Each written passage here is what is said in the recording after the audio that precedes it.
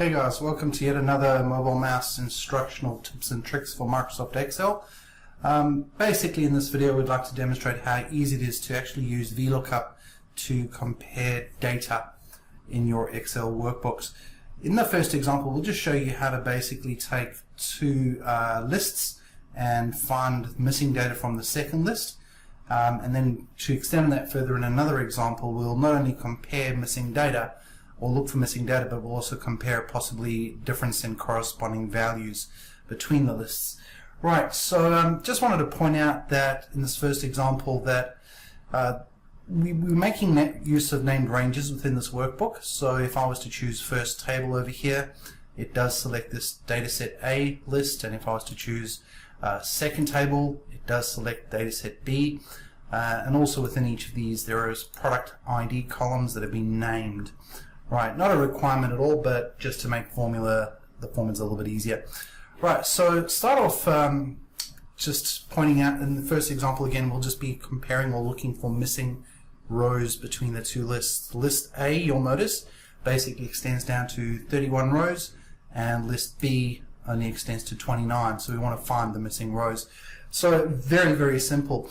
If we start off by in cell H6, I beg your pardon, pressing equals and then specifying Vlookup, vertical lookup. The lookup value in the first instance is going to be cell A6. Look for this product ID. We then press comma to jump to the second argument of table array. So for the table array that we're going to search inside of, we're navigating over to dataset B, and in this instance we'll be selecting the product ID column.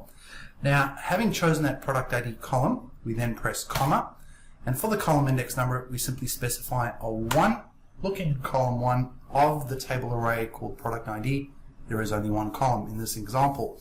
We then pressing comma. Now to find an exact match we could specify false, but an alternative is to specify 0. Closing brackets and then pressing Control Enter, you'll notice that it does return a value of CNEST5, but the reason being that value was found. But if we would now copy this formula down, you'll notice that wherever there are missing sets, you'll notice we have NA errors. So basically error row 11 and also row 20. Right, so now having just briefly demonstrated that, let's take it a step further. What we're now going to basically do is we're going to be comparing not only if data is missing, but also be comparing corresponding costs for set product IDs.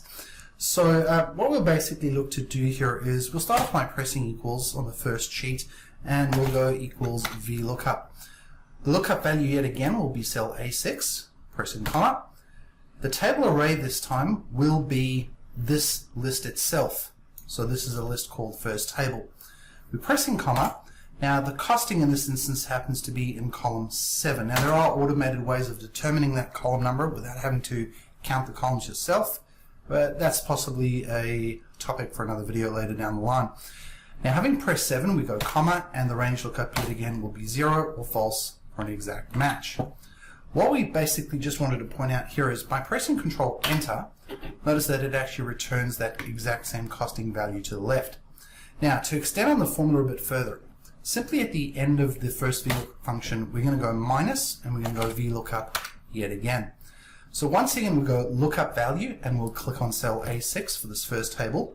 We'll then go comma. Now for the table array we'll navigate over to dataset B, and we'll select the table for dataset B. We'll then press comma, and yet again, just in this example, the costing happens to be in column number 7, so we'll type as 7. Comma, range lookup is 0, false, or an exact match. Close your brackets, pressing Control Enter. Notice that the value does exist, however there is no difference in the costing. If we were now to double click the autofill handle, you'll notice that if the value is missing, it simply returns an NA error, or if there's a difference in the costing, it now returns the difference. So let's just extend on this a little bit further. What we'll do is simply just clean up those unsightly NA errors. So what we'll look to do is we'll start off again here on cell H6, and there's a number of different approaches we could use, but we'll very simply just use a function called ifError.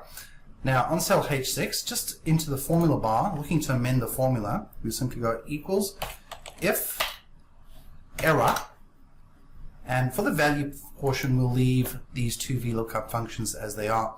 we'll then press comma, which moves us into the value if error. Now for this, all we'll do is we'll simply go quotations, the word missing, and then closing the arguments for the if error function.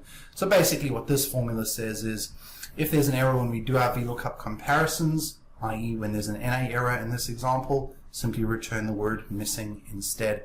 So again, just pressing Control Enter and then double clicking the autofill handle, you'll notice we've substituted the NA errors with the words missing. So guys, thanks for your time. Hope you enjoyed the little video. Don't forget to subscribe to our YouTube channel, and yeah, we look forward to hearing from you guys sometime in the future. Cheers for now.